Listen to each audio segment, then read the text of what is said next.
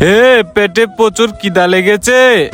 আরে ওই তো রাজু এখানে বসে ললিপপ খাচ্ছে, যাই ওর ললিপপটা খেয়ে নেই। এ রাজু দে, এই ললিপপটা আমি খাবো। হ্যাঁ ভাই, আমার ললিপপ নিয়ে গেল।